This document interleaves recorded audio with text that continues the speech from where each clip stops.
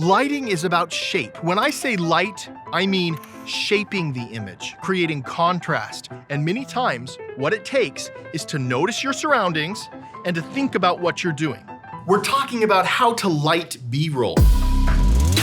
Now, when we're shooting B-roll, the name of the game is getting as many shots as possible, as quickly as possible. This isn't making a movie, this isn't cinema. A lot of times, these are corporate videos, quick videos, YouTube videos, whatever it is, you need to get extra shots. Even though we're shooting as quickly as possible, we don't want our shots to look boring or look bad, and there are so many things we can do with natural light and small light sources to make our B-roll look fantastic. In this first setup, we're gonna be filming Lynn looking out of a window. We're gonna just get a few shots here and see what we can do. Right now, I'm filming Lynn looking out the window. We can see out the window. It's a pretty good shot. The way I just filmed this scene was all wrong. I broke every rule that I believe in, and that was hard for me to do. First, I'm going to turn off these dang lights above me. I hate these things. Now we have some beautiful natural light.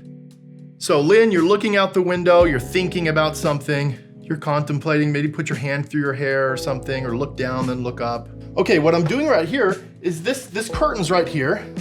So now I'm using the light from the window to show her face, and I'm just rocking back and forth, and I'm revealing her face from this curtain.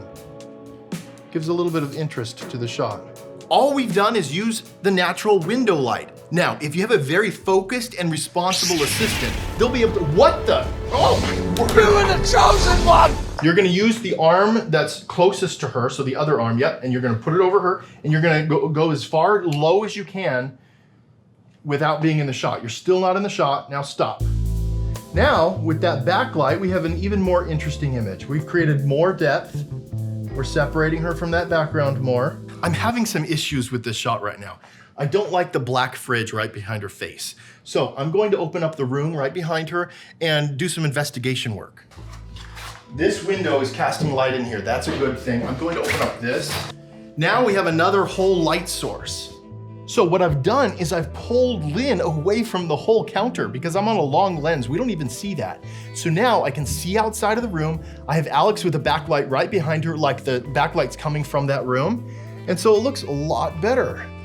What we've done here is make a good shot out of a bad situation by using windows and one bar and a very tired assistant. His arm, what is going on with your arm? It's just tired. You have like issues here? What's going on? Tired. Sorry. Can you massage it? Okay, so here I'm filming Lynn with her phone and she's leaning against the wall in the hallway. And she's being lit by a light right above her head.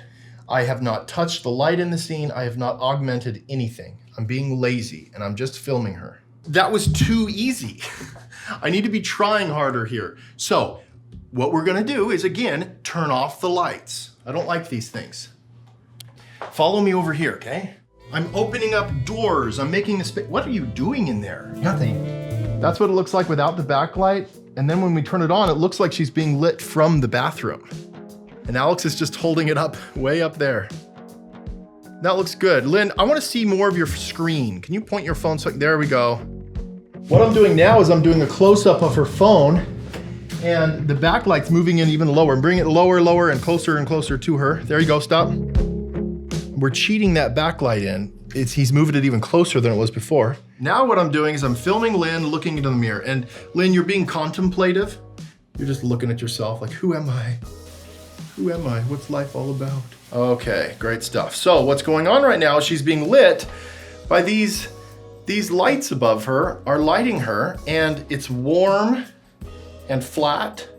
There's not much going on here. So Lynn, do me a favor and turn off the lights. The reason why I just had Lynn turn those off is because we don't want mixed lighting. A lot of times that can just be confusing and it makes the colors look weird. Sometimes it works, but if you don't know what you're doing, it doesn't. This is looking a lot more dynamic, a lot more interesting. Now, the difference here is this is a daylight balanced light. So it's going to match with this sunlight. This is a lot better looking. We're in a very tight space. This is a small bathroom. It was looking like garbage, and we did a couple things and made it look way better. Here is another mixed lighting situation. One of the problems that I'm noticing is because the fan is on and I didn't think about that, there's this jittery thing going on with the lights. First, we're gonna turn off that light above her. We're going to bring in a room light that's going to be just bouncing off the ceiling, making a big soft source in the room. And then we're gonna have Alex stand behind her with that little bar light. You could actually use any light you have. You wanna shine the light at the ceiling or the wall. What the? Alex, I'm sorry. always messes with us. So now it's gonna feel like the window light is filling up the room. This is what it would have looked like if we would have blasted the light right onto Lynn. Come in with the backlight right behind Lynn, and yep, go up a little bit higher.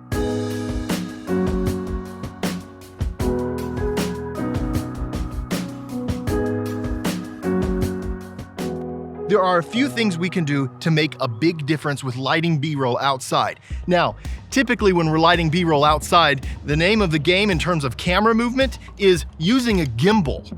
And knowing about lighting can really bring our shots to the next level here. I'm pointing the camera at Lynn and I'm gonna have her walk. Okay, Lynn, walk.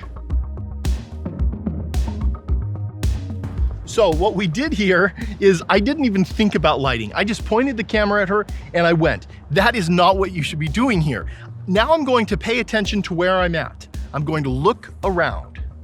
This is the direction we want to film. We want to point our camera this way and have the sun behind our subject. So Lynn, come around here. Now the sun is behind Lynn, but her face is dark, it's in shadow. Now that we have the sun behind Lynn's head, we can use a reflector and it's gonna be able to really do its job. The sun is bouncing the light from this white source, this big white soft source, back into Lynn's face. So now I'm getting a close-up of Lynn. I'm shooting this shot on a 100mm lens. I can really compress the background, and look, James is standing right out of the frame with this reflector, but we don't see it because we're on a long lens. If the sun isn't behind the subject, what you can do is put the reflector between the sun and the subject, and they get very soft. What we're gonna show you here is you can actually bring the reflector really far away from their face.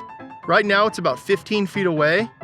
Or as James moves closer, you can see that the subject actually brightens up and gets even softer. Now, this is a mistake that I see all the time. People place their subject in the shade because it's comfortable and they wanna be in the shade and they want their subject to be in the shade. But then the background behind them is too bright, so it's unattractive. Now what I've done is I've turned around. Now Lynn is in the shade, but the background is also darker. So this looks much better just turning around. Lighting B-roll is all about identifying your natural light sources, moving your subject into an appropriate position, and supplementing those natural light sources with simple, small lights. Now go ahead and watch the little B-roll sequence we created with Lynn and let us know what you think. I was searching for more. I was feeling alone, in the dark. I finally decided that Epic Light Media was full of crap. Those guys just don't get me. It didn't take long. I found someone else. This beach is called Divorce Beach, right? Potato Jet has a sub count much larger than Epic Light Media. Now I'm happy again, knowing I made the right choice. Subscribe to Potato Jet. You won't regret it. So here's a question for you guys. How do you light B-roll, whether it's inside or outside, daytime or nighttime? As you gain experience, as you light more and more shots, your value as a creative goes up and up and up.